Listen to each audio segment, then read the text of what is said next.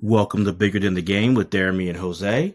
I'm Deremy Dove, and today I'm joined by a special guest. I'm excited because we did a home and home. I was on his podcast talking about Super Bowl one and the evolution of football becoming America's game, and I had a great time being on with him. So honored that he's decided to come on our show. So I have a special guest, Mr. Eric Paul, host of the podcast Everything is a Primary Source. So, Eric, thanks for joining me, man. Jeremy, thanks for setting this up. And I'm really glad that our two podcasts have become. We were just talking before the break about Cobra Kai, before the recording, how we've become like our two dojos are now one. We work Exactly. together so well. Good alliances. Exactly. And Exactly. like you said on my show when we did the Super Bowl, kind of the purpose of both of our shows are they parallel each other. So it's a great match. Where we're merging the pop culture stuff together today, and I'm looking forward to it. Yeah. Well, before we get into our topic, tell people about your show and how you came up with the idea for your podcast. Yeah, so I'm a teacher. I'm a social studies teacher by trade, and I harp on my students in my class all the time not to overlook anything as a potential document of history. We have the Hmm. traditional ones. You have your, letters and newspapers and photographs. Those are the common, traditional primary source documents. But I consider things like movies and TV shows and sports competitions and even people's entire lives and careers. Those can be analyzed the same way as kind of reflections of the time and place that they came from. So the whole show basically takes what I do in my classroom with the primary source analysis and applies it to things like TV shows and fashion and food and everything that we consider pop culture. And so I've had a lot of fun doing it, and I wouldn't be opposed to doing it and just that. Yes. Yeah. Same. Same. I totally get that, man. And I really enjoy your podcast and definitely want to plug it and want people to go and listen because you have some interesting topics on there. Thank you. And It's so much fun, and the one that you and I did about Super Bowl one really stands out to me because it was just like I couldn't have gone to a better person with more knowledge about that. oh, It really built the episode uh, so perfectly, and so I'm really glad that we got to do that. no, I appreciate that. I honestly do. And that was so much fun. And it's the fun of like a great conversation where it kind of was like a free flowing and it's like about Super Bowl one, but where the episode went and how it went to it's one. I'll be honest, I shared it with people who aren't football fans, and that's what I love when you have that podcast topic and that episode, Hmm. like that episode clicks where it's like it'll click with people who are into this, but the convo's so good, people who aren't into it will join in and like it. And a Yeah, lot of people who don't like football but loved our conversation. you just learned something from it. You get and that's I really like that about our we can go on for another half hour if you want, just going back and forth with the compliments. I love it. But I learned, and I always do whenever I do one of these episodes, I learned so much just from the guest, and that's why you know we went back and forth for a while, if you remember, trying to figure out the right topic to do, and I Hmm. think we nailed it. I think we got the right one. So I do too. I do too. And because we love sports, we love pop culture, and sometimes me and Jose do sports history, and that's our bread and butter. But we love pop culture and trying to find that balance. So this is great, where we're looking at best sports movies. yeah, And you did great because you gave the idea of because I'm used to just like a top five, top 10, and they're all sports are just thrown in there. But we're going to go by the four major North American sports hmm, and then a little miscellaneous, sports topics. So we're going to have five topics and we're going to kind of talk about, what we have and see if we're we'll see how close or if close we're we are. far Yeah. apart. And it's also the power of media, right? These movies reach people no matter, where they're coming from or where they are. So, which sport do you want to start with first? Because I know that some of them seem to have a lot more Well, list of movies to go with them. I had one question for you before we got into deciding. I wanted to hear for you, Eric, what makes a great sports movie? I think what it does is it takes the drama that already exists in sports and builds on that and kind of makes the experience of watching. So like when I was thinking about movies that do it really well, Friday Night Lights tends to stand out to me. And one of the reasons for that is because the way they portray each of the games, they don't stick with just one camera angle. Mm. There's shots from well above the field. You get the sideline view, you get the traditional like behind the players as you're on the field kind of thing. And the one component of that I really appreciated from that movie, they did it so well, is the play by play, which you need in a movie. You need to have somebody Yeah. explaining what's going on. The play by play was done via radio. So it sounded like a real local Texas, high Yeah. school broadcast. And that's what gave you the exposition. Instead of, because one of my other movies I'm going to definitely touch on tonight is a League of Their Own as a baseball movie. But to me, the biggest shortcoming of that is they have the guy in the broadcast, like he's in the booth and he's broadcasting the game over the PA. Like you can hear it echoing. And I'm like, that immediately takes away the realism. So I guess when I watch a sports movie, I need a good realistic portrayal of sports. I like being, trusted enough as an Hmm. audience member that I'm not like having to have the guy up in the booth narrate to me and the rest of the fans in the stadium or in the arena or whatever it is. Like I want to pretend that it's like an enhanced version of what I'd be watching on TV, of an actual game being broadcast live. No, absolutely, and I agree with that. I need the two big things for me are I was glad you said it because I was going to ask. I need the sport to feel realistic. I know nothing's going to be perfect, but it has to feel like yes, like this is how this sport is, or this is what goes on in this sport to an extent. I know it's Hollywood, and by the way, for people listening, we're doing scripted, so no Yeah. So documentaries Hoop Dreams is out. in this one. Hoop Dreams, yeah, that'd be top Yes. on mine. But Hoop Dreams is out, so it's still only scripted. But for me, I understand. I don't mind a little. It's Hollywood, so some creative liberties. I get that and all that stuff. But it needs to still feel like the real sport, and also the sport has to be the main Yes. thing in the movie. So it can't be like like Father of the Bride. There's the scenes where they Right. played basketball one on one, It's a so that basketball sport is like movie. no. Yeah, it's like the sport has to be the main purpose of everything. If there's a romance, like that spins off of the sport, or some kind of drama, whatever, that spins off of, but the sport's the main thing. Yes, I think that's a good qualifier too, because there are some good movies that have some decent sports components to it, but yeah, you can't really shuffle those into the same mix. Because I did just a quick search earlier, just to make sure, like I said, I'd have all of my not to be use a pun, but my bases covered, and I'm like, oh yeah, well, I don't know if that's really a sports movie. I know there's sports in it, but is it really a sports movie? So Right. yeah, I'm glad we got that as our Hmm. foundation here.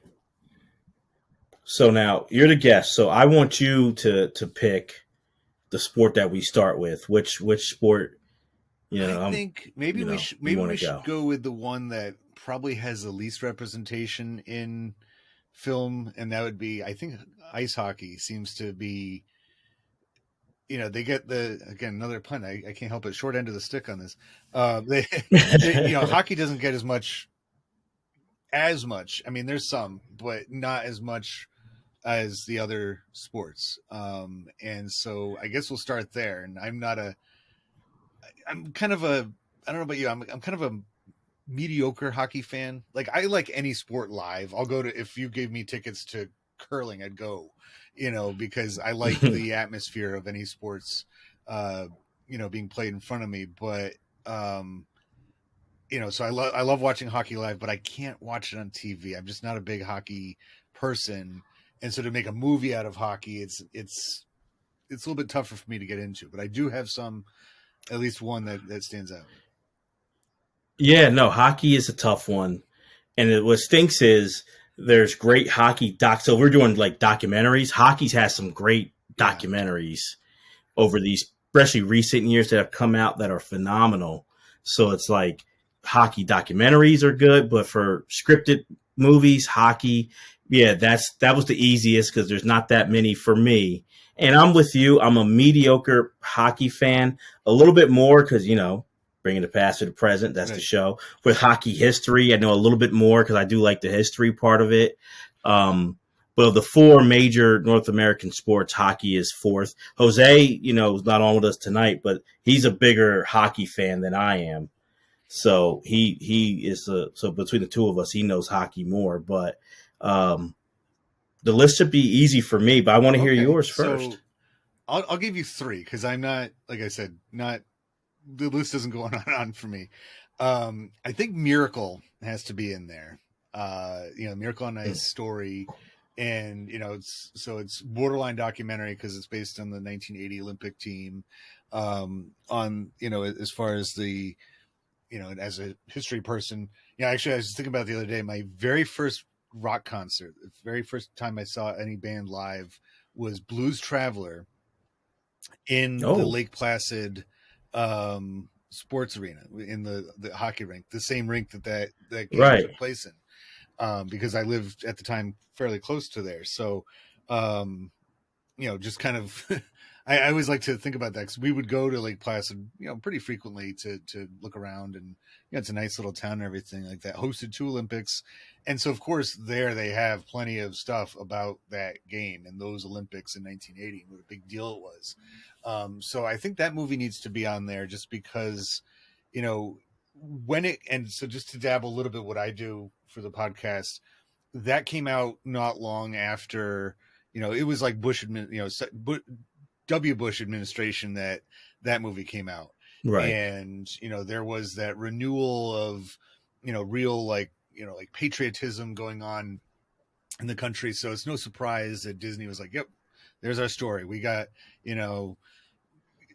underdog American. Like, when's the last time the America was the underdog? Well, with 9/11, we kind of had that same feel to the country again of, fighting for what's right and, standing up to adversity and all that. Mm-hmm. So that movie, I think ought to be on a list about hockey.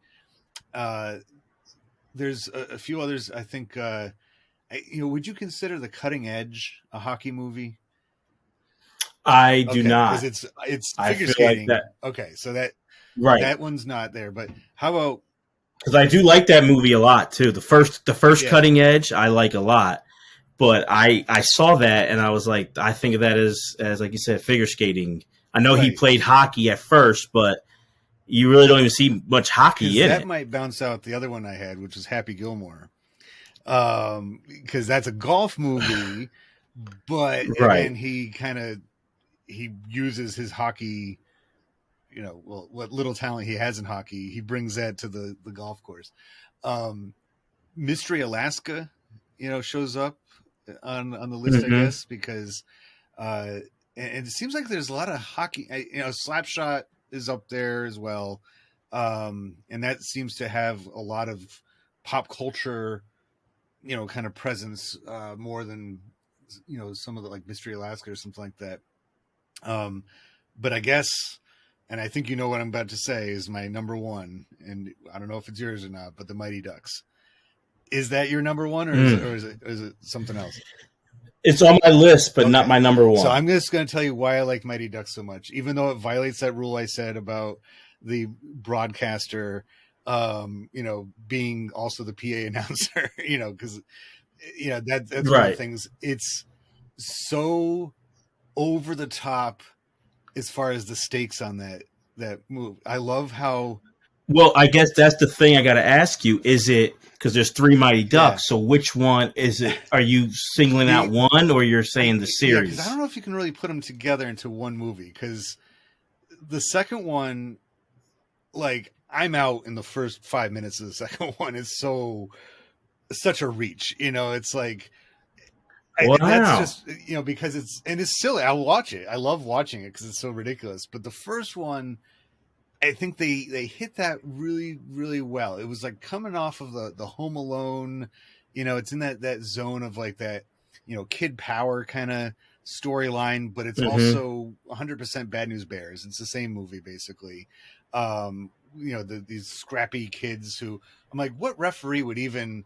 I guess the reason I like it so much is it brings so much attention to like what referee would even allow these kids to play wearing old magazines for pads and the wrong sport helmets and stuff, let alone ref the game as it goes.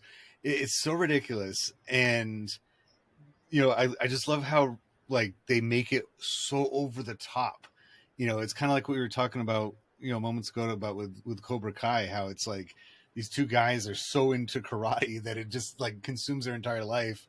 Meanwhile, everybody else around them is just like whatever. With the Mighty Ducks, like as they're closing in on the last game, you see like the cover of the like Hockey Today magazines, like about this tiny little league in Minnesota. This like dark, Mm-hmm. it looks like like all dramatic with the evil coach's eyes poking out, and you see like Bombay sitting there, and it's just like, wow, this is just for like a bunch of 12-year-olds like hockey team. That's crazy. And the best line in that whole movie, and the part that always makes me just like laugh out loud, is when you have the Hawks coach played by Lane Smith. He's like the best part of that whole movie, when he says to Bombay, he's like, "You're not even has been, you're never was," and Bombay's like looking at him, and he should just be like, I'm a really successful lawyer. Like I have lots of money. Like Right, right. just because I didn't like you coach some little league hockey team to championship after championship doesn't make me a loser or something like that. So it's just But that's the beauty of it, right. though, Eric. That's the thing. He wasn't happy That's true. being a That's lawyer. true. He was a needed, jerk. He didn't. He wasn't fulfilled. He wasn't. It's interesting because I've had debates because I grew up on the Mighty Ducks, and I told people that's how, as a kid, to really bring pop culture. Surprisingly, I first really heard Queen, the group, through yeah. Mighty Ducks and We Will Rock You and all that. We Are the Champions, which I'm like, wow, that's crazy. Like Queen's a great group, great song, and Mighty Ducks was that lead way into it. I Everything you're saying with the Ducks are right. I love D2 as my favorite Mighty Ducks movie because now that one kind of breaks what we had said earlier because it's so outlandish and like you can't do any of that stuff in hockey, and it's so like not really like it's hockey, but it's like you can't do this kind of stuff. But like the one cowboy has like he has the rope and he's lassoing, like it's like you can't. But I love that it was about USA bringing people from all different parts of the country together.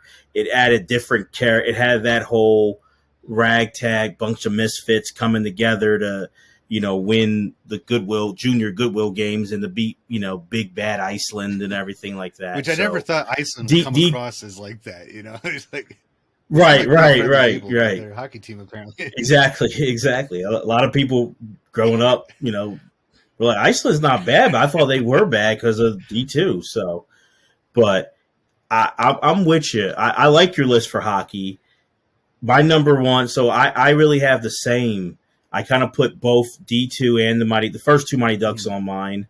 I put Slapshot. I put Goon. Oh yeah, I forget about that one. With Sean William Scott. Yeah, I like Goon. Sean William Scott, kind of, showing what life is like as an enforcer, rinky dink, like a junior, minor league hockey. So I like that. But my number one is Miracle. Okay. And I say that because I feel like not as much, it still is out there, but for me growing up, and I'm, 88, 89, the Miracle on Ice was one thing that was talked about all the time throughout the 90s, early 2000s. There was, ESPN Classic was looking at it. HBO, which has a great documentary on it. HBO had their doc. For like you said, for not being a big hockey fan, I, as a kid, knew who Herb Brooks was. And living in Philly, I would probably butcher who the Flyers coach was in the 90s, but I knew who Herb Brooks was. Like, that's how much it was out there. I could name a bunch of players from that team as a kid. And to this day, I still can, for that 1980 U.S. Olympic team. So that being said, when I saw that Disney was doing that movie, and you're so dead on right after 9/11, and they're going into the Iraq War, the W's first term, you knew what it was, and I thought, this is talked about ad nauseum. How can they do this? I like Kurt Russell, but can he really nail it as Herb Brooks? I have to be honest. They did everything for not being a documentary. They nailed everything as far as performances.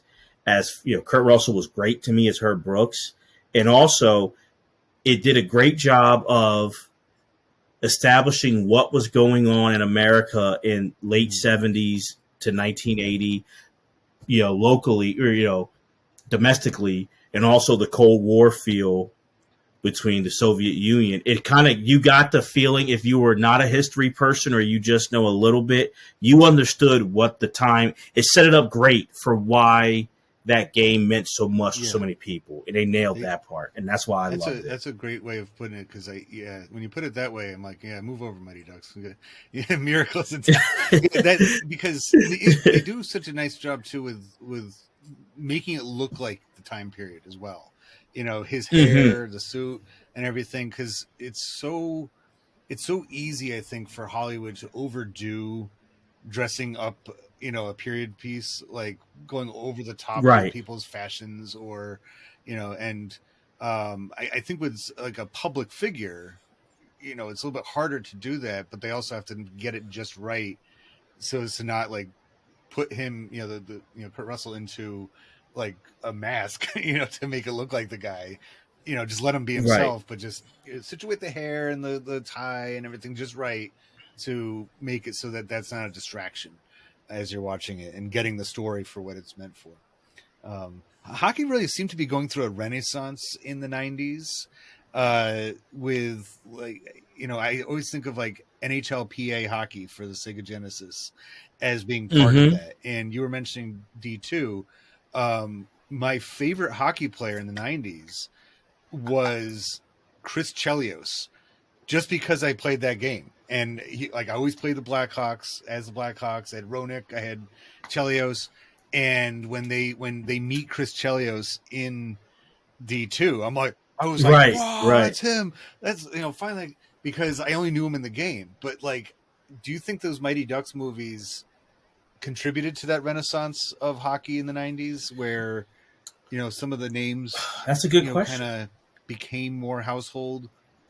Like, I don't know if they're responsible for it, but I think they may have added. No, right. I think that's a great point, Eric. Honestly, that's a great, and I think it definitely had to add, because I feel like, the NHL in the 90s was at a peak. And there's people who love the game and might say this time or that time, but I just do feel like my peak fandom was not just for local, but all NHL was in the 90s. And, it did fall off. They had a couple of strikes in the 2000s, and it's not the same, but it was everywhere. And ESPN had great coverage. And I feel like, it had to be a part of it, because I think kids did, you saw like rollerblading, in D2, you see kids like, there's not just ice hockey, but there's street hockey. And I can say, as a kid, I did play street hockey. I never learned how to like ice skate, but roller, I would do that. And so I do feel, and you see that in D2 as well. So I do feel like you're right. That's a great point. It's not the reason, but I think it rode the wave, and it added toward kids playing more and getting involved in hockey as well. If you live in or near a big hockey town, like Boston, or, I live pretty close to Montreal. So we had a lot of hockey presence in our world. Like, it was, I would go to the college hockey team, game all the time. Like, that was like our weekend thing when I was about that age. So, it's kind of funny that I'm not more into hockey than I am. Maybe because I had my fill at the time. I was like, I love being there. I love, I can watch the thing live. I remember the first time I ever went to an NHL game.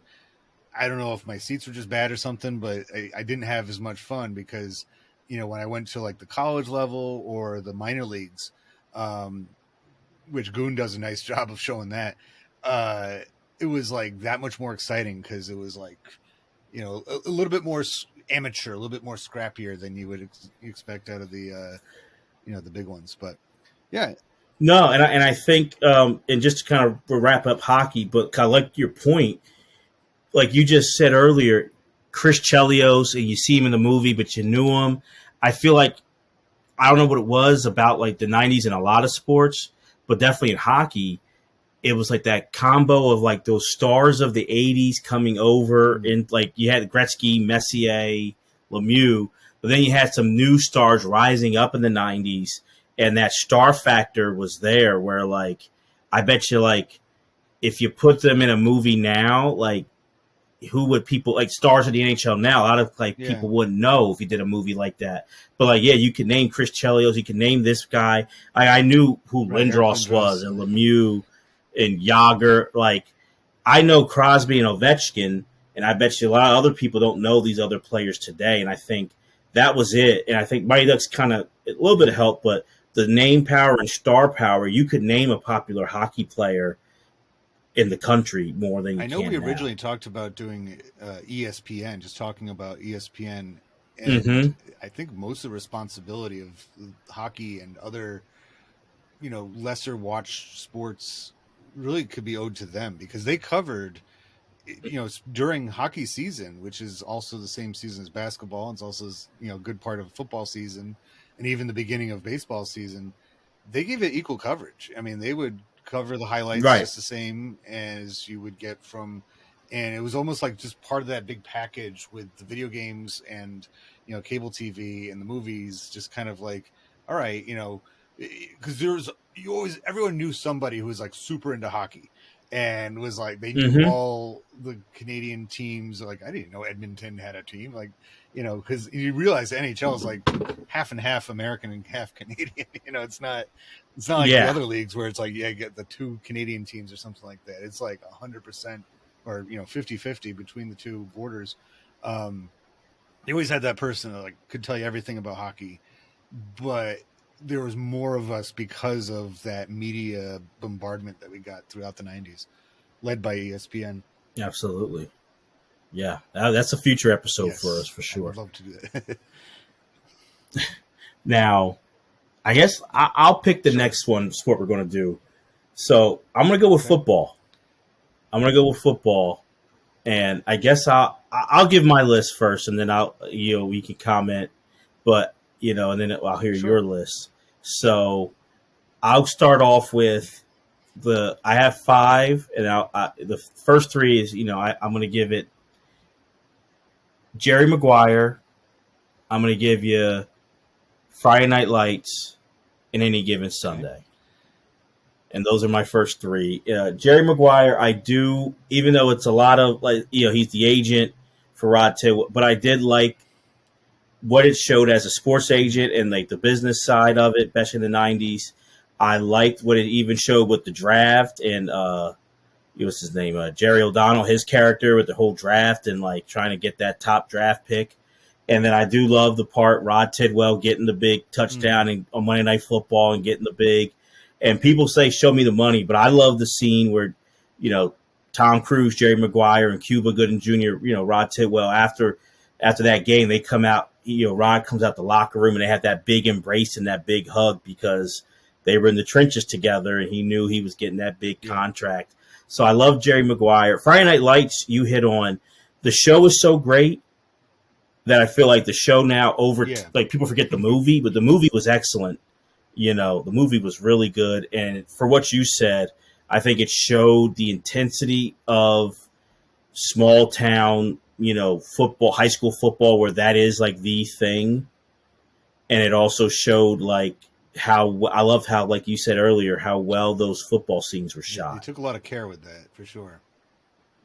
Yeah. And at Any Given Sunday, I just kind of liked the crossroads. You saw different characters in that movie in professional football. And I think it can be a little extravagant in some ways. Yes, for sure. But I still think it kind of nailed, Al Pacino's scene at that speech at the end was great. So those are the 5, 4, and 3. it's a two-man race for me between Remember the Titans and Rudy. And my favorite movie, so I'm trying because it's best, not favorite. My favorite movies, Remember the Titans. That and then Hoop Dreams are my two favorite Okay, films. so just But if movies, I'm period. Okay. yes, period. Those are my two favorites. But if I'm going to be honest, I'm going to give my number one probably to Rudy. And I think Rudy, if I'm going to show someone the spirit of football and the spirit of like what it can bring and the heart and the scrap, the spirit of football tradition and what it means to a lot of people and a lot of families. And I have to give it to Rudy. I thought, Sean Austin was amazing playing that part. Charles S. Dutton was amazing as that that guy who was that janitor working at Notre Dame, but kind of like that kick in the pants to Rudy, but still motivating him. I mean, who doesn't get emotional in that scene when he says Rudy's like, "I want you to be in the tunnel when I'm for my first game when I shoot when I dress up," and then he's getting ready to come out at the end and he sees Charles S. Dutton there, and it's just powerful, man. And this movie is the first time I ever saw my dad cry. We watched and every time my dad always sheds a tear watching Rudy, and it makes me now as an adult shed a tear because these movies have effect on us because they know exactly the elements of the game to touch on and to tug at your heartstrings. So absolutely, and just the part, just him keep trying to get into Notre Dame and not getting it, and that scene when he's on the bench and he reads the acceptance letter that he got it in the Notre Dame and he starts crying. The people who helped him, I think that's also key, which people don't talk about. Jon Favreau's character, who helped tutor him to help him get his grades up. Charles S. Dutton's character, the assistant coach who believed in him to say, yeah, you can practice on the team. Just the different teammates who had his back. It shows like it's about an individual, but to me, in its own way, it shows for whoever, no matter what level you get to, it takes a village to help that athlete get there. And so for me, that's just why Rudy's number one. So I would say that 3 of those movies are definitely on my list too. So I love, like you said about Jerry Maguire, I love good, I call them like show business movies, like behind the scenes movies. Like I love, there's a movie or TV show that gives you the inside scoop, about that kind of stuff. And Jerry Maguire is that. I mean, it's like, it is a football movie, but it's not about the actual. I know that Cuba Gooding Jr.'s character is obviously a main character in it, but it's more than just football. It's like the stuff's going on off the field as well. So right. I like that a lot. I'm gonna say that so 3 of those are the same as me.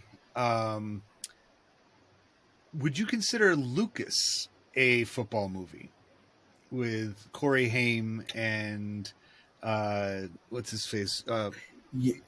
Because it's not the whole story. Yeah. Winona Ryder's in it. Charlie Sheen. That's a tough one. But it's football that it kind of like brings it all together. Brings it together. Right. I would count that. I would count Lucas. Yes. That was one that just kind of entered my brain earlier. I'm like, yeah, because that was a movie that I remember watching, and it was like one of those many movies, and I think a lot of the movies on this list are kind of like this, where it's just on cable one time, and I tuned in early enough that I was hooked, and I'm like, oh, okay, and I thought it was a different movie at first for like the first few minutes of it. I'm like, all of these actors look familiar, but I'm not really sure what is this. Right, it's not Beetlejuice. Winona Ryder's in it, but it's not, Goonies, even though the girl from Goonies is in it, Carrie Green. And then I just was like watching it, and you're rooting for the kid, even though he annoys the heck out of you. It's like, and you're just, everyone's like, don't do it, man. Don't try to prove yourself with football. And then, the bullies, of course, kind of learn their lesson by putting the kid up to it. And, so if it's on the list, it's definitely not in the top, number 1 spot for me at anything. I just, kind of throw it up there.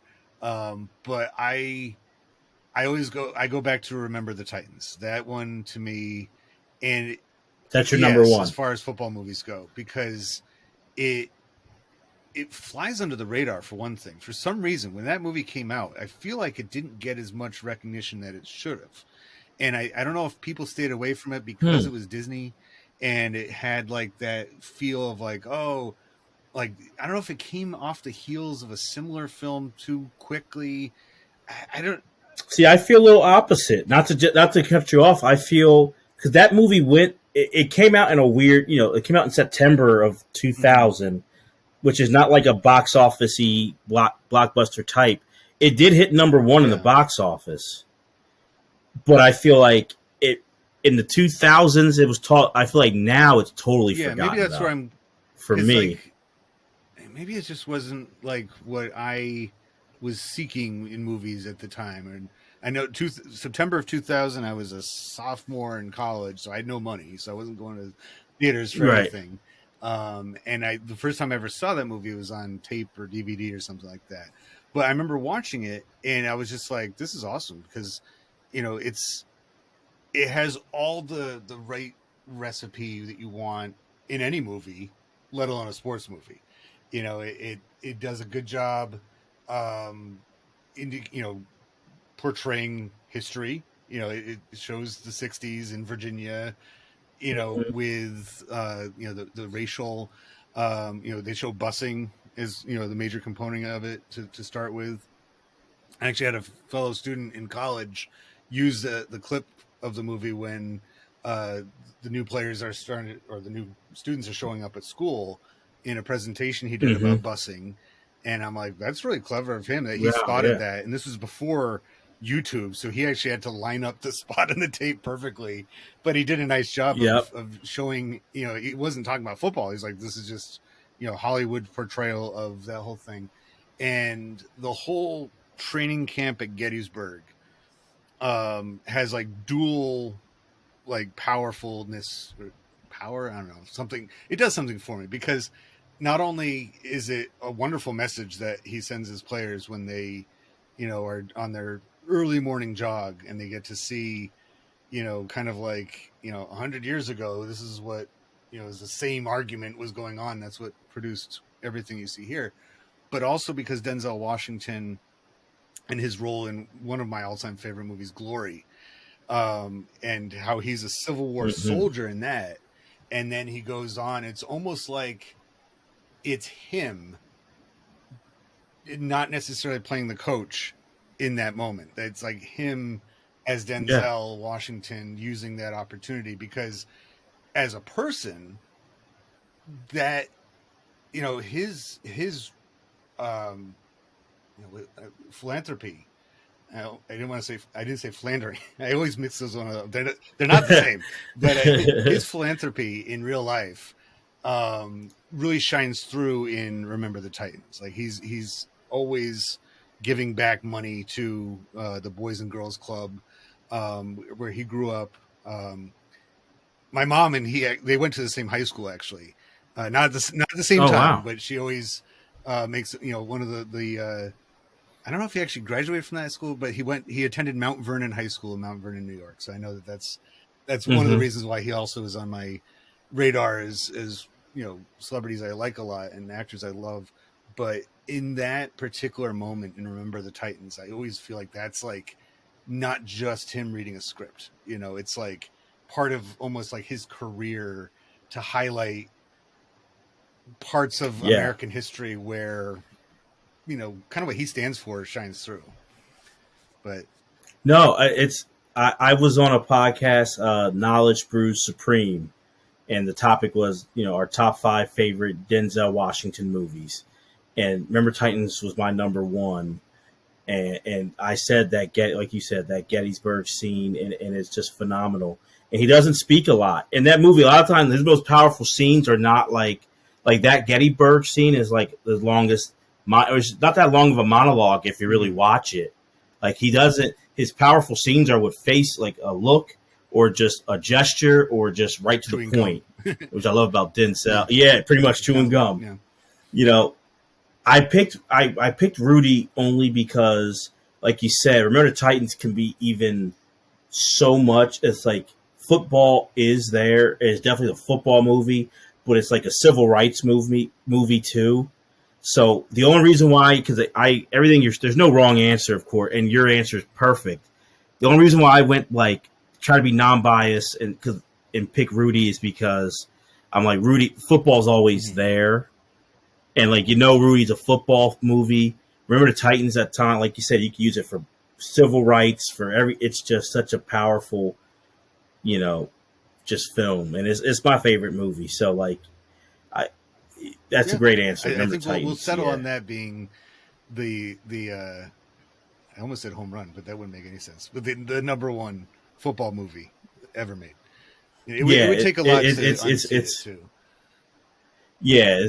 So so now what are the so you I like gave Any Given okay. So Sunday. what are the I think Any Given mm-hmm. Sunday does, like you said, it's way over the top with some of the presentation of the way football is. I'm like, I've watched a lot of football, and I don't remember any of those kind of injuries taking place. Maybe they got to Right. commercial, but I think I would have heard about an eyeball being gouged out. Um, but they do. I love Al Pacino's character because he's that kind of coach, like they do a good job of, kind of inserting that, he obviously was not much of he's not like a former player kind of coach. He's like he's, I don't know exactly who to label him as in real life, but we've seen coaches like that on the sideline. We see guys like that, and he does a good Yeah. job of and the way the off field stuff impacts the on field. They do a nice job in that movie. And I turn to my dad a lot for movie credibility. Like, if he likes a movie, because all throughout my growing up, it will happen time and again. He would either come home from the video store with some movie that I never heard of. I'm like, that's going to be stupid. And he'd put it on, and I'd be like, this is fantastic. Or something would show up on TV, and I'd be like, we're watching this. I'm like, I don't know if I want to watch that. And he's like, it's good. It's good. And next thing I know, I'm like hooked, So when that movie came out, obviously we watched it, in real time. It wasn't like he had known about it for a long time. And I remember I wasn't like, I was kind of like, yeah, it was pretty good. But then he came back. He's like, oh, that movie was great. He's like, I thought Any Given Sunday was fantastic. I'm like, well, if my dad likes it, he knows what he's talking about. So that's up there, Right. Right. And like I said before, Friday Night Lights, for those reasons that I gave it. And, the character's name escapes me right now, but when the wide receiver gets hurt, and he's just crushed, that is like, you can see his entire life ahead of him. Oh, Yeah. Booby When he just Miles. realizes like, oh my God, like this was my ticket. And now I'm going to be working in town, pumping gas, or, if I'm lucky. So, Yeah. And Friday Night Lights. And before we get to the next one, but it's just interesting where one like that's an all-time sports book that Buzz Bissinger did. That's an all-time football movie that Peter Berg did. And then the TV show is like one of the best dramas of the 21st century. So for like, they really milked that yeah. franchise. Like, they did a good job with all of them because the book's amazing, the movie's great, and the show is awesome. So like, I always give props, like, because you keep waiting for it to like drop off. Like when the movie can't be as good as the book. Oh, the movie's really good. It's like, oh, the TV show, and then it's like, oh, this show is great. So I always give that Friday Night Lights like franchise credit. Like they don't really drop. They didn't off, go the direction of Bring It On, where they yeah. get worse and worse. So I'll let you pick the next sport we're going to look I at. think we'll go basketball, because basketball, it actually surprisingly does get a little bit. I guess save baseball for last, because baseball, I think, has the most amount of movies, and that's because baseball's been popular a lot longer. It kind of came up with the movie industry, so like, they've had them for a lot longer than some of the other ones. Basketball NBA basketball anyway, seems to, not, they kind of, I don't know if they had a niche fan base for a while, but I would say that the apex of NBA basketball popularity was definitely 80s, 90s, like that same ESPN era that we were talking about before. but there's there's other representations of it earlier on. I think for basketball, uh, I liked, and probably for the same reason I liked some of those other '90s sports movies. I liked Blue Chips a lot because it was Hmm. like seeing alternate versions of. I mean, it was basically just like ushering one upper deck card after another. Here's Shaquille Yeah, O'Neal, here's Anthony Hardaway, here's so there's some components of there's some cheese in there. I love that Nick Nolte plays basically a Hollywood version of Bobby Knight, with throwing chairs yeah, around, and Nick Nolte is pretty convincing as a college basketball coach. I can totally see that. Like he, very the convincing. gravelly voice and freaking out about nothing and that kind of thing. Um, and so I like that one a lot. I think uh, it's as sad as it seems, Space Jam needs to be on there just because it's Michael Jordan. Ooh, It's like ooh, I love how Eric. self-effacing that movie is at the beginning with Jordan, playing baseball and everybody kind of it's ridiculous. I mean, it's like the whole obviously the premise is so ridiculous, but it's a fun movie, but um I want to put Hoosiers at the top of my list because you know I maybe Airbud. No, just kidding. I put Hoosiers pretty high up there, if not number one, because that came from an era where you could go in a lot of different directions with the amateur sports story. You had the Bad News Bears direction of like they're awful and then they get really good, kind of thing, or you have the um, the spoof kind of thing, or whatever. I liked that Hoosiers is like just a inspiring story. It just has all the from the moment that you're about to watch it, when it's the first starting up, you're like, yeah, this is going to be inspirational. We're all going to get something out of this one. And any movie that portrays basketball in an era before it became ultra popular, late 50s 60s basketball, it doesn't usually come up. um, that I think is a solid film, and it's just a good movie altogether. And I love uh, Gene Hackman. He's such a good actor. I like his performance in that too. So I'll give you those three. I don't know if there's any that you would subtract from my list. Your reaction to Space Jam tells me you're gonna get that one out of there. Yeah, Space Jam, and I loved it as a kid, but it's not. I mean, my favorite scenes for Space Jam are probably. I mean, honestly, the Space Jam soundtrack I love still to this day, but I love the opening montage of like Michael Jordan highlights, of course, and then honestly, I always tell people the next scene that I do crack up to this day is after they win and Michael's they get to the end and Michael's coming back and Bill Murray's sitting there with Larry Bird and he's just like it's just messed up. And Larry Bird's like, "What's wrong, Bill? That should have been me, Larry." And he's like, "What? I should be out there." And he's like, "What?" He's like, "Nothing, nothing." And then Bill Murray's like ready to cry and go Bulls. Like his voice just cracks. I love that scene to this day. Cracks me up. Like so that those two like that scene is like one of the funniest scenes. But Space Jam doesn't make my cut. I think it's like it was cool for that Yeah, idea. It's cool for that time. It shows just how big Michael MJ had gotten. But um, I love Blue Chips. I think it's an underrated mm-hmm. movie, honestly. A lot of names in that, even like Ed O'Neill, and he was already on like Married with Children Yeah, at the time. He's like that reporter. Shaq, I think, does a decent job acting in the movie. Uh, for like his first real yeah. movie, he's better in that than like Kazam and other stuff like that. Steel. So Steel.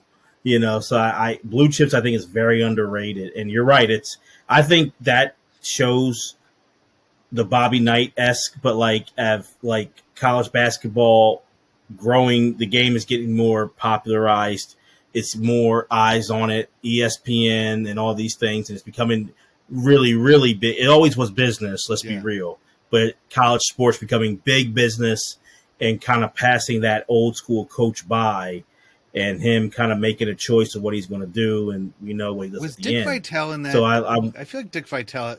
I feel like he's I feel like that scene, that big game against Indiana. I think I feel like I remember because he was Bob Cousy's in it. He was like you couldn't go 2 minutes during, especially in March, in the 90s without hearing, "Hey baby, he's a type of dandy," Vitale. Yeah, awesome baby. That was like the soundtrack. So like he was big. In those days. Absolutely.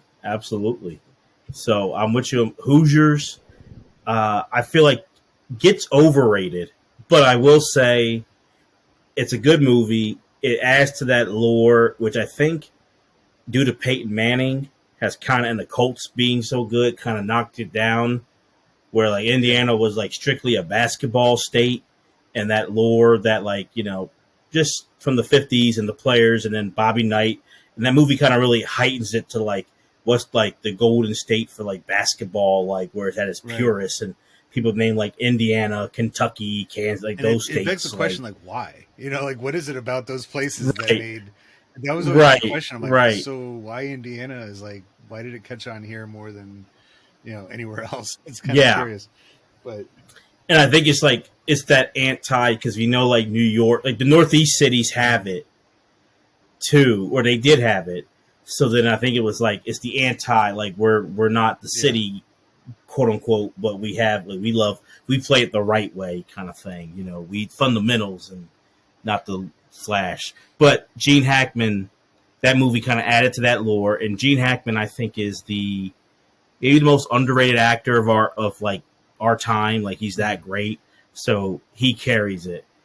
But I have He Got Game with Spike Lee, and then Denzel and Ray Allen. Oh yeah, and I thought that was really good. Jesus Shuttlesworth and the players who were in that, and Dick Vitale's in that one, I know, and the father son, but even the story of with Denzel's character. Talking about Earl Monroe and how he got the name Black Jesus. Earl Monroe's from Philly, but that's not the only reason why.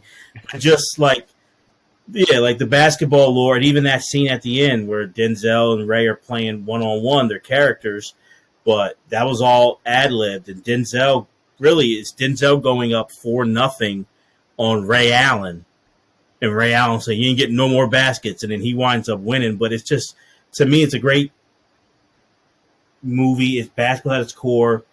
The pressures of being a top recruit, you get to see that in the movie as well. So I have He Got Game. I have Hustle, which is a more recent. People don't think we're just totally old school. I thought Adam Sandler did phenomenal in Hustle.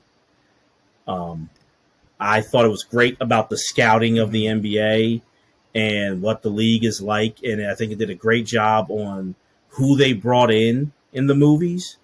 Like not like the biggest stars, but like it also kind of showed like that competition and like what it's like running a franchise, what it's like scouting, and what it's like making it in the NBA.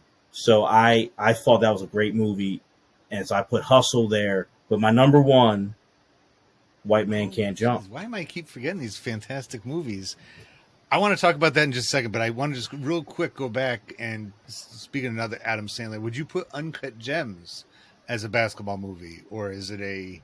I would. I saw that. I think Uncut Gems can make it. I like that one. I didn't put it. I can only watch it once because it's so loud.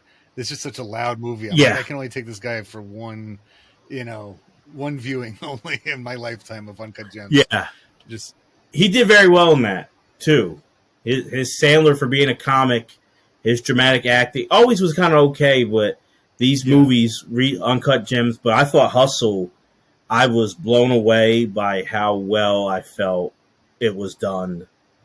And I felt pretty accurate to what it's like, scouting.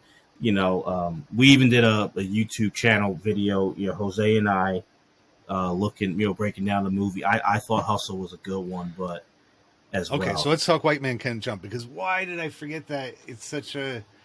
I guess for some reason I'm like foolishly thinking of like team sport, like teams, and that being, because I always Yeah. think of like that as being one of the key components of a film, is having like the camaraderie and the working together. But White Man Can Jump is all about basketball, so I feel stupid for not bringing that one up.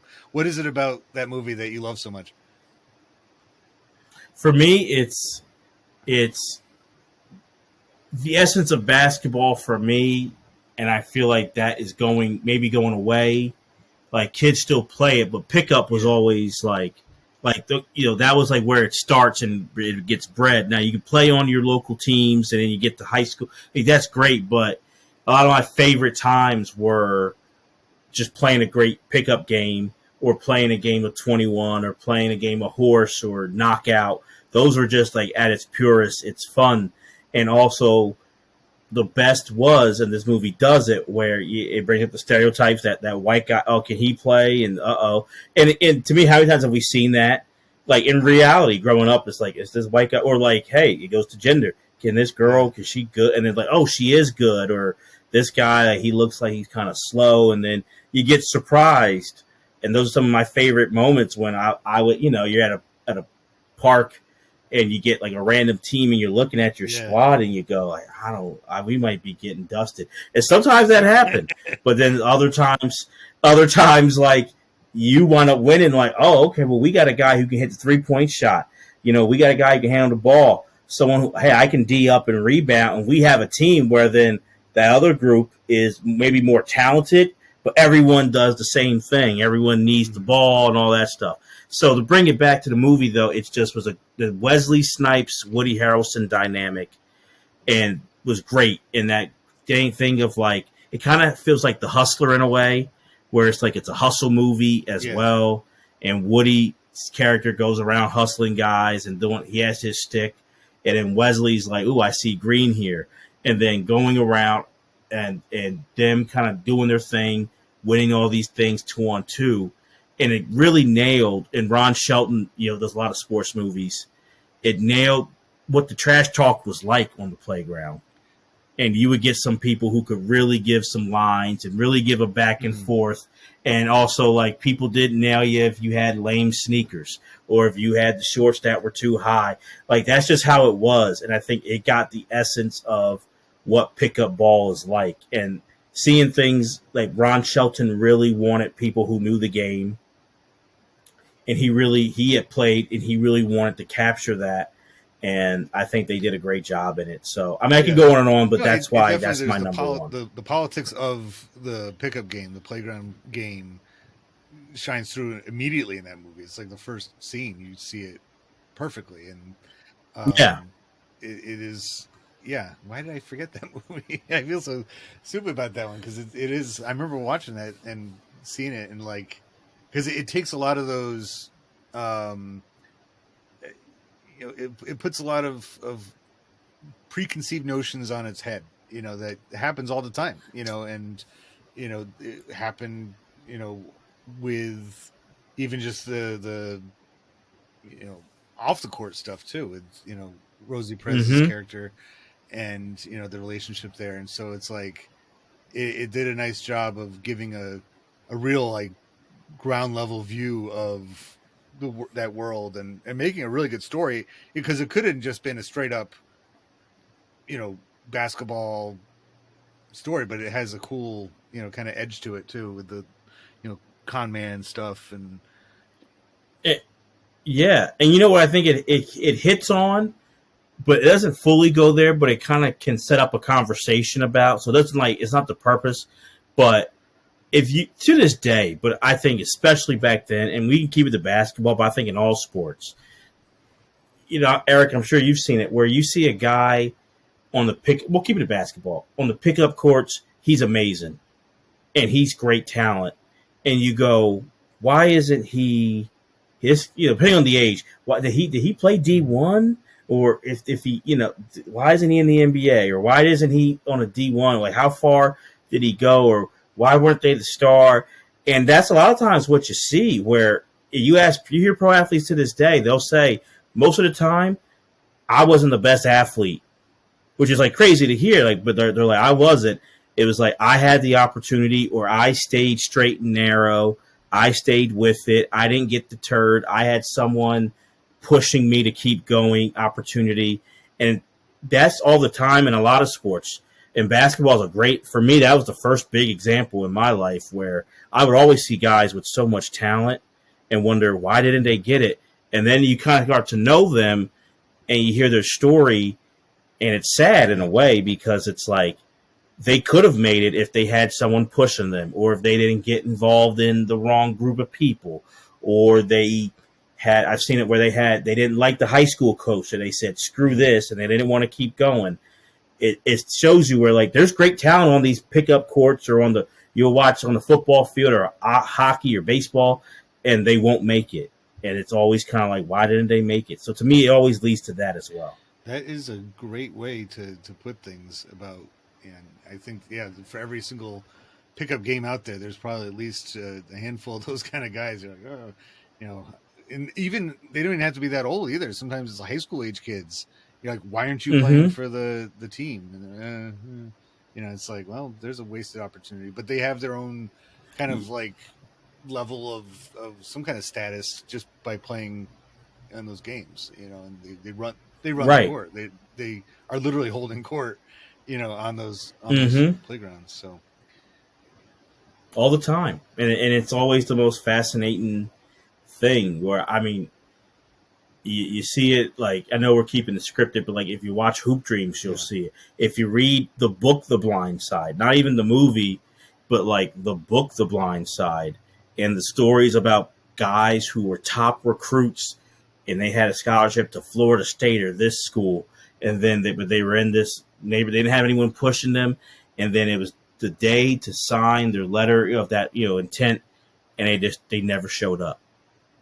And it's like, I can't imagine, like, you're a top recruit, you have it, and they just don't show up. And it's like, White Man Can't Jump kind of gets me, because you look at both of those characters, like, they're characters, and it's like, why are, like, how good they are, why are they just doing, they're just hustling guys on the streets of LA for money, why didn't they go further? And a lot of times people get in their own way. They get kind of scared and stuff. But I guess basketball, of all those sports that we were just going over, is the only one that can really have a story like that and a movie like that, because in reality, it's not really as easy to do a pickup game of baseball. You know, you need more than a few. You know, you need like 18 people. You know, it's not like you can just have. You know, it's hard to do a 2-on-2 baseball. Mm-hmm. I think we need to go there next. Baseball. Man, there's so many, aren't there? This was the hardest one for me, because one leads to the next. Like when I was thinking about, I'm like, oh, I love that one, but then I love that one too. Because there's something about the game of baseball that it is already kind of made for a movie. You know, it just has the elements that you need. You can have an ensemble cast. You know, baseball is individual, but it's also at the same time a team game. So you can do that. You know, you can just see how important one player is, but they're only as good as the team around them. There's so many like elements that make a good movie go into a good baseball team, or, you know, a season for a team or whatever. So there's just so much there. Do you want to go first in this one? Sure. So I probably could have kept going. I kind of kept it to a hard 6, because I'm like, I know there's more that I could have added on to it, but I'm like, we should have just done our top 10 baseball films for this podcast. So I have, my sleeper is Hardball with Keanu Reeves. Okay, yeah. I really liked Hardball. I know that may not, but I thought Hardball was one of the big surprising of all the movies I'm going to name here. I don't think one surprised me more than Hardball and Keanu and the young group of kids in Chicago, and the ride it took through baseball, but it was a roller coaster, how emotional it was. So Hardball makes it. I got to put Major League on mine. A League of Their Own, like you had mentioned, is on mine as well. kind of the only movie. I've waited because I was like, I didn't know if I was going to go first. But when you said, because you're totally right, basketball is the one sport that you could do like pickup with. And you mentioned baseball, but there's one baseball movie that does it. Yep. And The Sandlot and it's hard. If it's a personal favorite, The Sandlot's my number one on my purpose. It's not the best, but I love The Sandlot. And The Sandlot to this day, which I think this year it's his 30th anniversary, so we may need to do a 30th on The Sandlot, which is aging me for sure. But The Sandlot is huge. But I'm going to go to my final two. For best, I have Moneyball and I have Field of Dreams. Okay. Yep. Okay. We are. I wanted to put Moneyball on my list. I want to because it's so good, and it's another one of those book turns into a movie very quickly. It's like and it's a great behind the scenes. This is what happens in the front office and in the back office and all the different offices. I love Moneyball for that reason, and it's not a ton of baseball in it, despite being very much a baseball movie. But that's such a good one. It's all baseball, and then like you said, there's not much baseball, but that's my number two. My number one's Field of Dreams, though. That one is definitely on my list as well. And what is it about Field of Dreams that does it for you, that puts it number one? Because Kevin Costner's in like 5 baseball movies. It's like he's in a lot. I had to leave him off. For Love of the Game, but Field of Dreams is like his thing. Field of Dreams hits everything. There is a lot of baseball in it playing, like more than people think. It gives you a great deal of the history of baseball.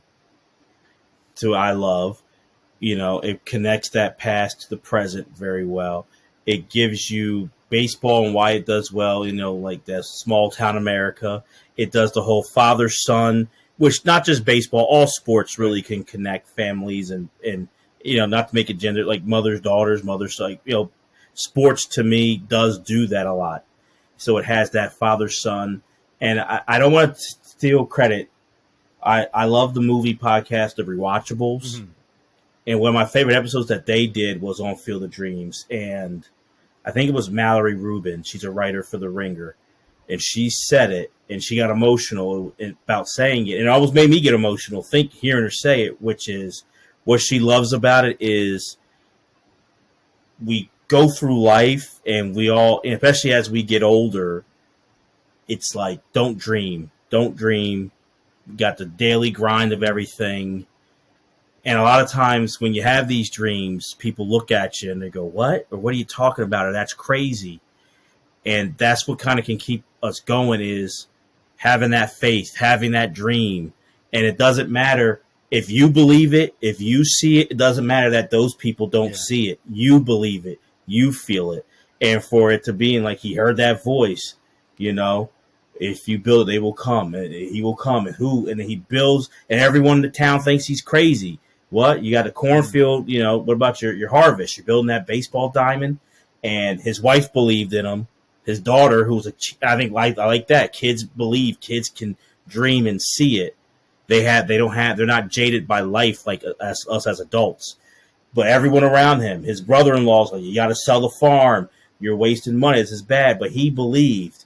And even him going to see, James Earl Jones's character, Terrence Mann, that writer who was kind of famous and an activist and then went off and like all that. But like, it's about believing. And then he got James Earl Jones to believe. And he, put a lot of people, a lot of stuff at rest. Those players from the White Sox in that scandal, they got to relive their dream. The doctor, Graham, got to live his dream. And then he gets that scene, and that scene with him and his father. I mean, Rudy has it, but I don't know anyone who doesn't see that scene, myself included, and every time if you don't have a tear running down your cheek when it's like, hey, Dad, and you want to have a catch, and they're having that catch. Yeah, it just hits, man. And it's just like, I've met so many people who love sports and love sports movies, and they knocked Field of Dreams. And of all the movies on this list, that's the one where I argue, I go, you're Yeah. crazy. You don't have to love it, but to say No, it's not a good movie, I think you're crazy. it's baseball of all the sports is the one that has the most like spiritualism to it. Like there's and Yes, that yeah, and it's the only one that you can actually make like a because it's a supernatural movie. I mean the whole it's right. that wouldn't really work for football. Based on what we were talking about with our Mm-mm. podcast about the Super Bowl. Like it's so it just wouldn't work the same way. But baseball, it's believable, right? Baseball, you can that ghostly image of the field that he sees at the beginning. You're like, oh my god, like I could see that happening. Baseball has that about it, and it's probably just because it's so deeply ingrained in this country's history, and it's very American. But yeah, you're right. My dad couldn't have taken me and my brother out to play catch soon enough after that movie ended, and it's his Yeah. own. I don't want to tell my father's story without him being here, but he had a very similar life, and so that particular scene just it crushes him, and because it crushes him, it crushes me every time I see it. Because I'm so Mm-hmm. appreciative that I did have a dad that was there for me to play baseball and play catch and stuff like that. And with my own son, he's 8 years old now, and I'm like, every time I ask him to go play catch or play any kind of sport in our yard, I'm like, it's because of Field of Dreams. Like that's it tells you just how Yeah. important that bond is. That can only take place with sports, and baseball is the one that you can actually just play catch. You don't have to it's like you don't really play catch in basketball. It's kind of weird, but like baseball is just tossing it back and forth. You can have a heart to heart talk while you're throwing the ball back and forth, and play pitcher catcher. You can do all sorts of stuff with it. It's just such a great that movie hits it so well. And sorry for the pun, but just like No, it's no, it's it's definitely on my list as it's well because it's such a yeah. great movie. um but and some of the other ones that you mentioned too, I Sandlot, uh I can tell you right now exactly the food I was eating when I went and saw the Sandlot in the theater. Like, because it came out right around Easter time. Because like Oh wow, it's like a coming lot of up. baseball movies, tends to they try to land in the Yeah. spring when the season's about to start. And I had a bunch of leftover like sweet tart candies in the shape of bunnies that I got in my Easter basket, and so went to the theater. I didn't want to buy candy, so I had that with me. And so I remember watching that movie and eating sweet tarts as I'm watching it. And um, it it's very like Wonder Years ish. The Sandlot is, it's definitely Oh man. borrowing, and the Wonder Years borrows from A Christmas Story. And my wife actually Right. just reminded me the other day that Peter Billingsley, who's Ralphie in The Christmas Story, he's in the last episode of the Wonder Years. They just make him this little character because they wanted to nod and say, yes, we borrowed from that whole like narrator being reminiscent and stuff. Oh yeah. And I feel like the Sandlot, it was one of the reasons why it worked well is because it was 90s kids. So we recognized it as 90s kids. They weren't acting like 60s kids as far as we knew, but like they were 90s kids portraying 60s kids.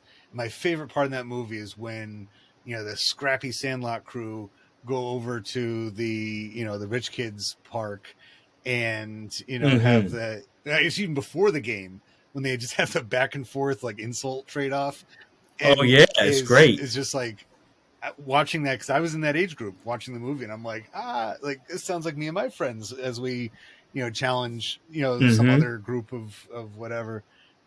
Yeah. So I love that movie in its time, and it still holds up now.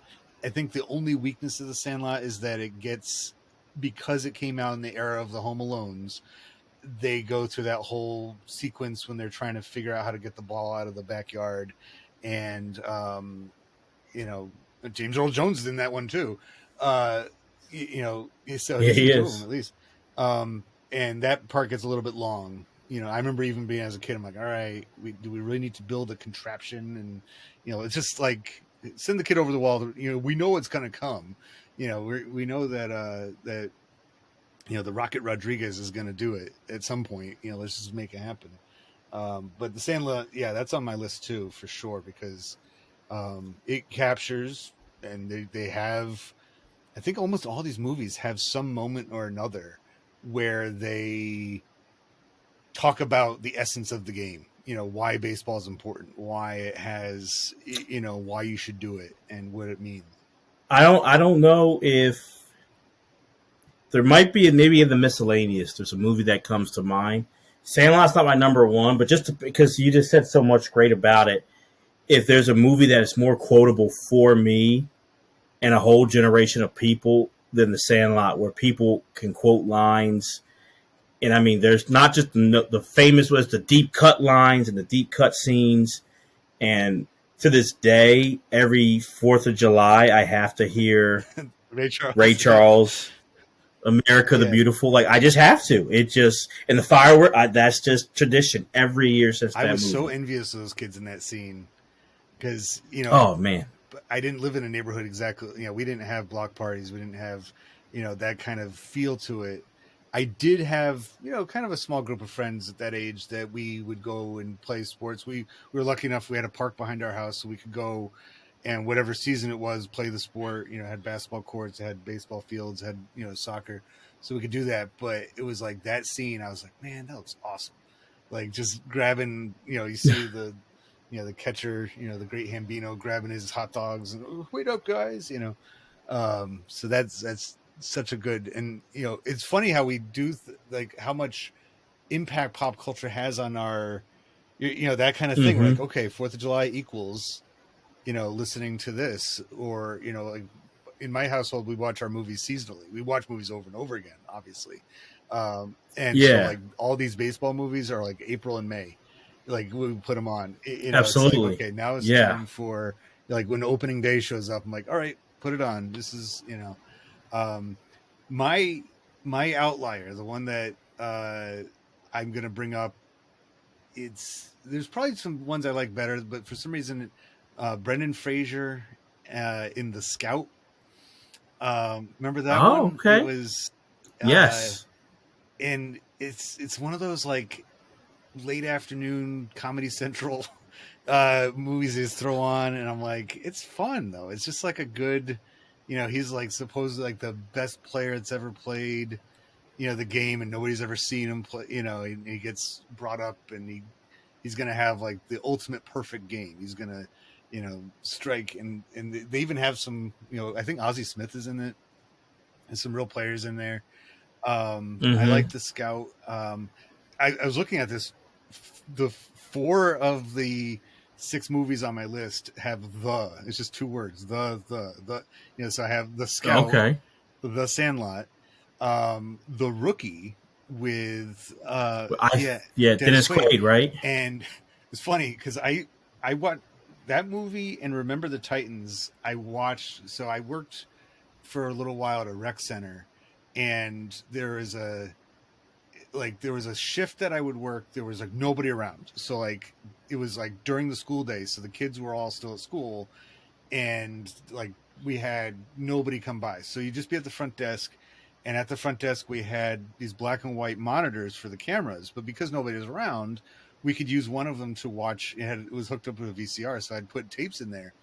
So the first time I saw both those movies, it was in black and white, and it was like, so I didn't Oh, even like wow. catch a lot of the stuff going on, that you would get with a color movie. But The Rookie was one of them, and I like it because it's like it's 2 storylines in one. There's like 2 movies basically in The Rookie. It's him coaching um, his high school baseball team, as a teacher and a coach, and that has its own series of conflicts. That has its own plot line. They even have their own villain, like the batter on the other team that is taunting their Yeah. and they even look like the Bad News Bears. They have the same kind of uniforms, so it's like they have that. And then I love the way he just gets propelled into minor leagues, and you get that, like when he and the guy he reluctantly becomes friends with get the call up to the Rangers.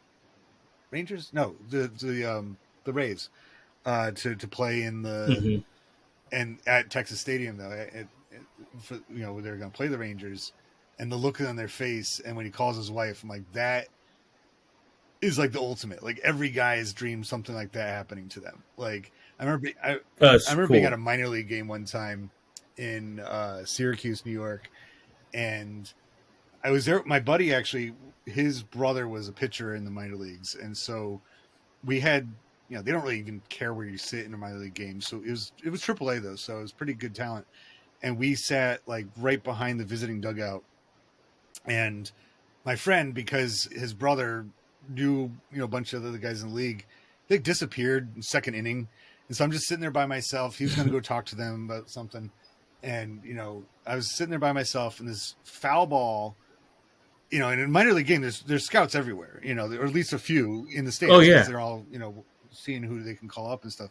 And this, like, it was a right-handed batter, and he did one of the, the foul balls that, chipped towards the dugout, and it kicked up against the rolled up tarp and right at me. And I just like kind of reached up and grabbed it. Like, this is the most natural thing in the world. And I'm like, Oh I'm thinking to wow. myself, I'm like, I hope some scouts just saw that. And like, I was hoping by like the middle of the next thing, comes over to me like, hey, I saw you catch that foul ball. How would you like to try out? And so the rookie is like that story. It's like the most unlikely, Well, yeah, yeah. scenario where he Well, gets challenged to I'm try with out. you.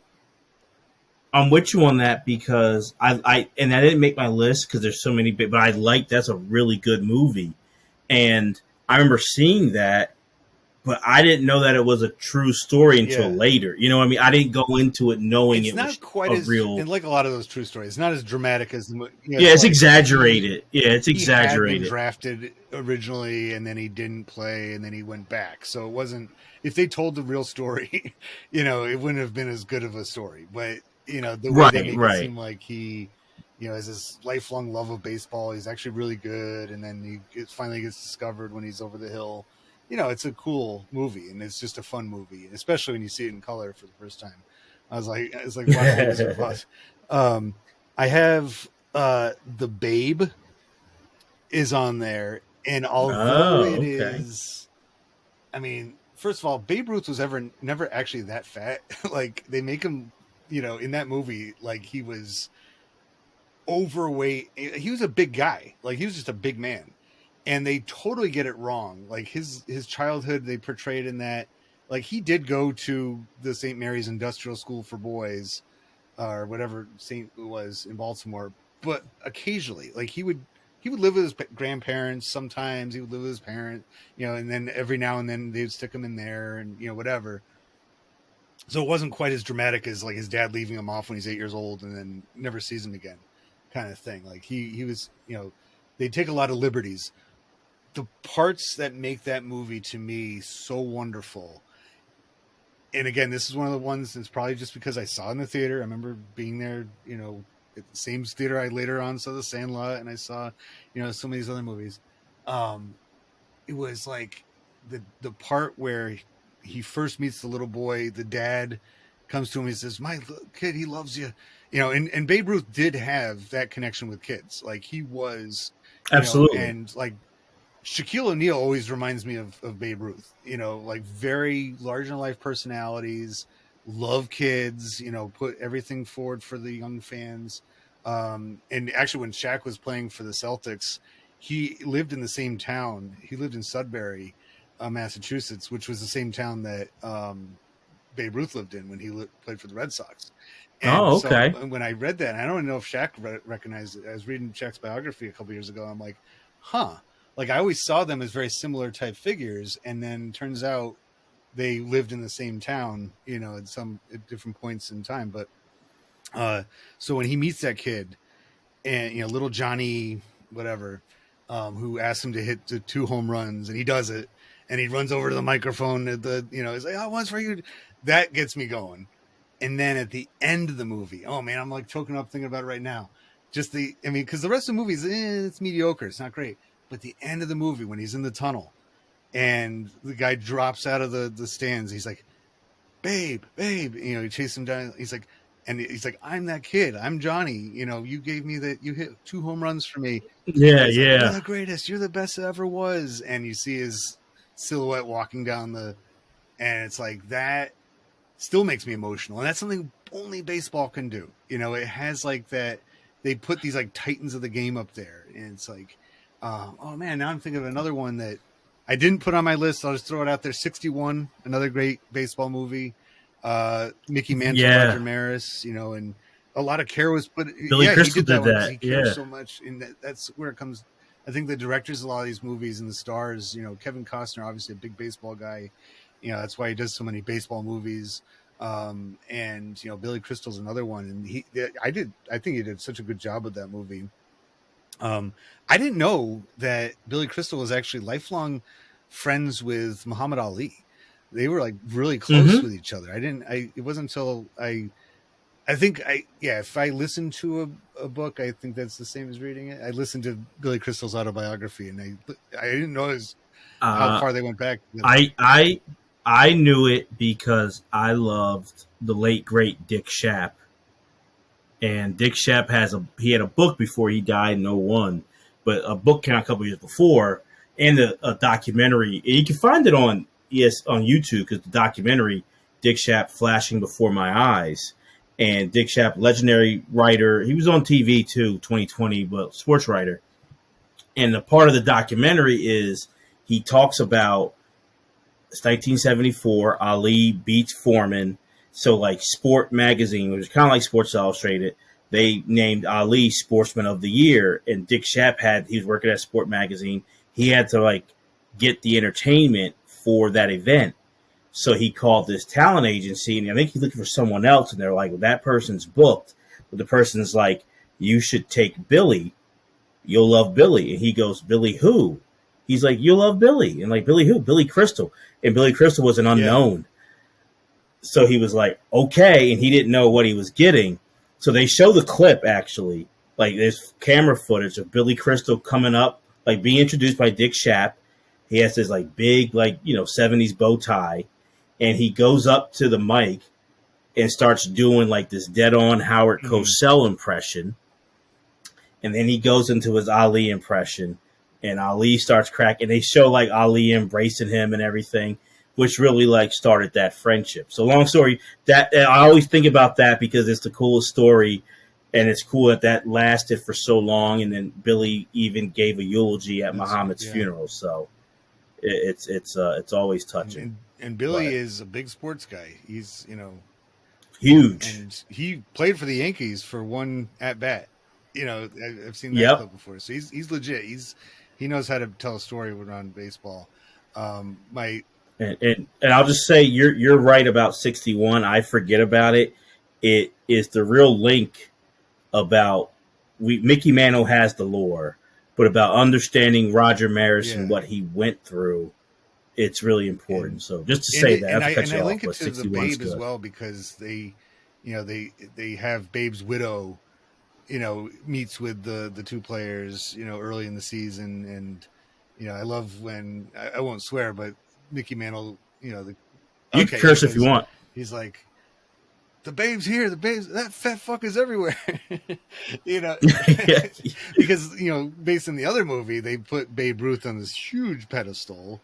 But then that one they'd taken him down Mm-hmm. because he's just the ghost of Babe Ruth now, and these guys are their own era. But speaking of their own, that is my number one favorite baseball movie is A League of Their Own. Another Mm. movie I saw in the theater that I think does tend to have some, you know, I didn't watch that one on a tiny monitor in a rec center, but we watch it every year. It's a great World War II movie without showing a single moment of World War II, you know, in it, but Absolutely. it's very much they contextualize it so well. I love the way that they use the newsreels throughout the whole movie to you know kind of lead you along what's going on. So just a well-made movie. And Penny Marshall made sure that she got players that actually knew how to play. There were a lot of um, female actresses that tried out, they auditioned for the role, and they probably would have been fine for the acting parts, but they would not be convincing as ball players. Like Julia Roberts tried out for Hmm. that, and she just didn't know what she was doing. She was holding the bat wrong, I think, like too much space, like she was Yeah. holding it like that.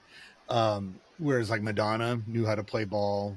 Obviously, the stars of the movie, Yeah.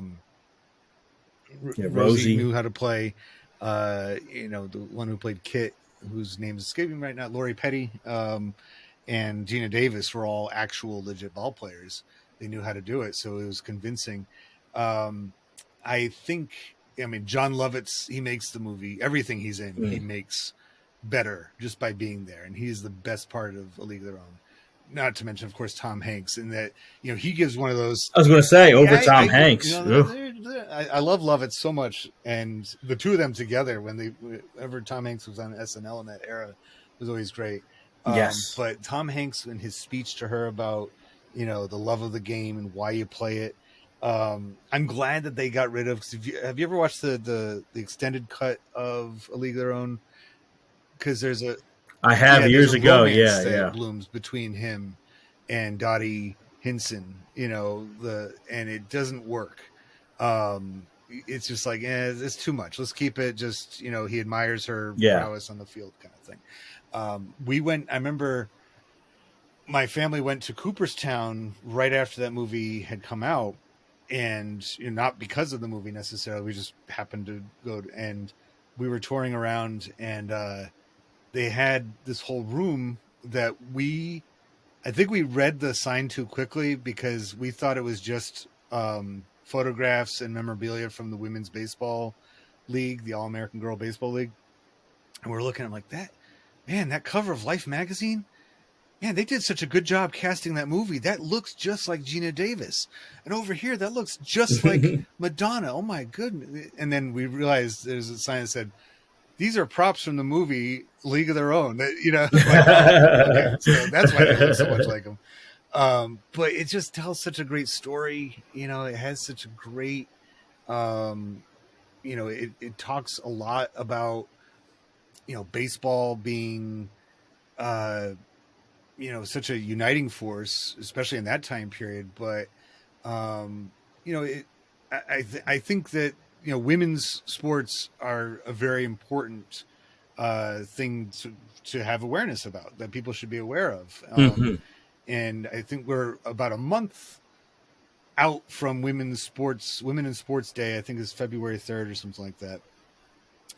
But I love that there's a monologue in it by Rosie O'Donnell where she's like, I was always treated like I was wrong, like there was something wrong with me because I could play.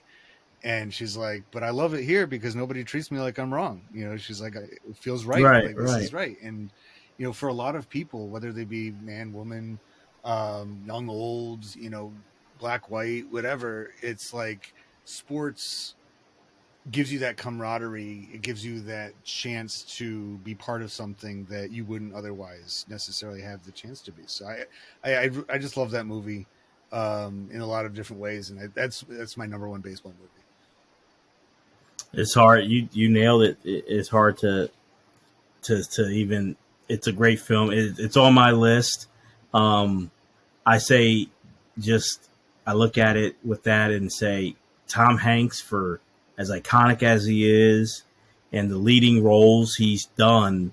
I think one of the more iconic roles of his is playing the manager in A League of Their Own, and how many times people quote, "There's no crying in like." I think that's maybe outside of Life's Like a Box of Chocolates, like that, like no crying in baseball might be like the number 2 quote for Tom Hanks. Like people always say that, and surprisingly, people forget how good of an actress Madonna is. Madonna's very good in that movie too. So I was just in an office the other League day. of Their Somebody Own had a great. framed picture of Tom Hanks from that scene, and they wrote next to it, "There's no crying." Yeah, I'm like, wow, that's a pretty enduring moment, And for 30 years, people still say that.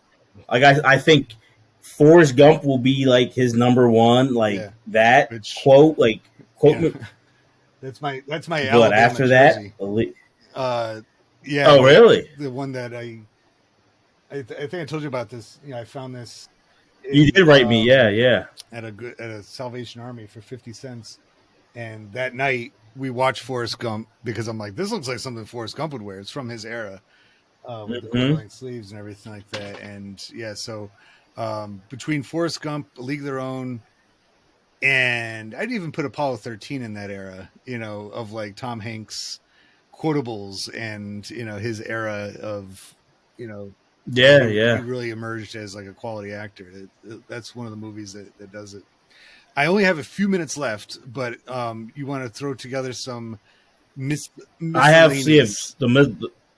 so my miscellaneous is really easy for me. So I do you want to go first? I'll let you go What? Well, first. I feel bad calling it miscellaneous because it's like the most popular sport in the world. But Bend It Like Beckham, the soccer movie, is I like that one a lot, and for similar reasons that I like A League of Their Own.